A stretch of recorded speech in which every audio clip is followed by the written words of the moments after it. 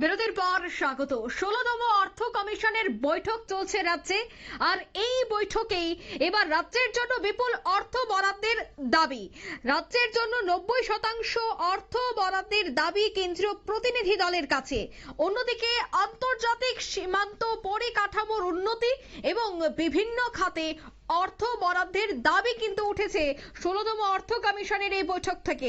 তবে এই মুহূর্তে কি আপডেট রয়েছে বিস্তারিত জানবো। টেলিফোন লাইনে যুক্ত হয়ে গেছে প্রতিনিধি সুপ্রীতি মুখার্জি।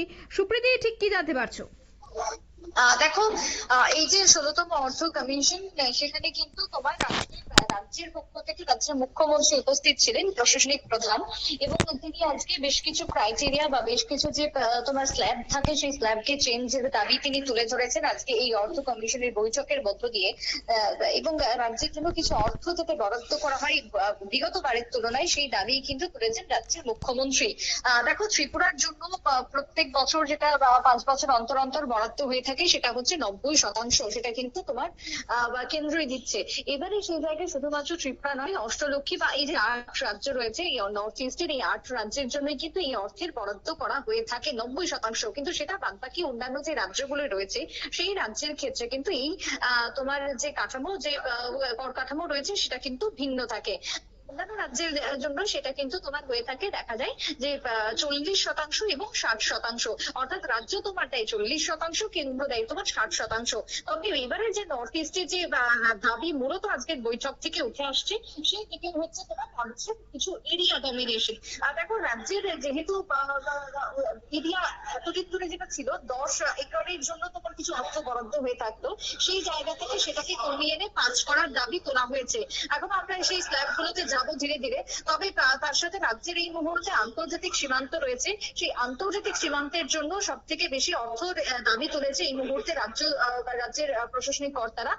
কারণ আন্তর্জাতিক সীমান্তের যাতে তোমার সুরক্ষিত করা যায়, ফেন্সিং এর জন্য যাতে অর্থ বরাদ্দ করা যায়, সেই দাবি কিন্তু উঠে এসেছে আজকের দিনে দাঁড়িয়ে। দেখো, বাংলাদেশ যেহেতু অশান্ত, তাই এই দাবি কিন্তু এই মুহূর্তে রাজ্যের প্রশাসনিক ভাবে চাওয়া হয়েছে।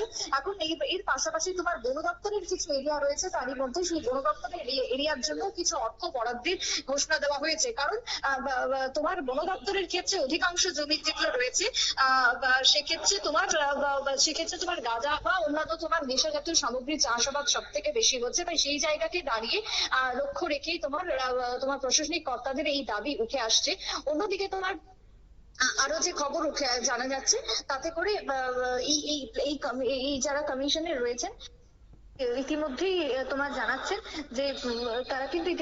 জানাচ্ছেন যে এই আগামী অক্টোবরের ৩১ তারিখ এই যে আজকে যা যা তোমার সিদ্ধান্ত হবে, সেই সমস্ত সিদ্ধান্ত তারা জানাবেন, রাষ্ট্রপতির কাছে সেগুলো পেশ করা হবে, এবং তারপরে কিন্তু জানা যাবে যে রাজ্যের জন্য মূলত কতটা ফান্ড রিলিজ করা হলো।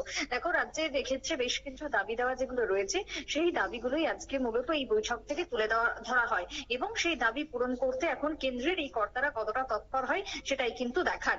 অঙ্কিতা। ধন্যবাদ সুপ্রীতি। অর্থাৎ ইতিমধ্যেই কিন্তু সমস্তটা বিষয় নিয়ে কথা শুরু হয়ে গেছে। প্রত্যেক বছরই ৯০% অর্থ বরাদ্দ করা হয়, এবারও কিন্তু ৯০% অর্থ বরাদ্দ করার দাবি উঠেছে। আন্তর্জাতিক সীমান্ত এই মুহূর্তে সব থেকে একটা বড় বিষয় হয়ে দাঁড়িয়েছে বাংলাদেশের এই অদ্ভুত পরিস্থিতির মধ্যে। তাই সীমান্ত এলাকাগুলির পরিকাঠামো উন্নয়নের দিকেও কিন্তু যেন বিশেষ জোর দেওয়া হয়, সেই দাবি তুলে ধরা হয়েছে কেন্দ্রীয় নেতৃত্বদের সামনে। নিয়ে নিচ্ছে এই মুহূর্তে ছোট্ট একটি বিজ্ঞাপন বিরতি, সঙ্গে থাকুন।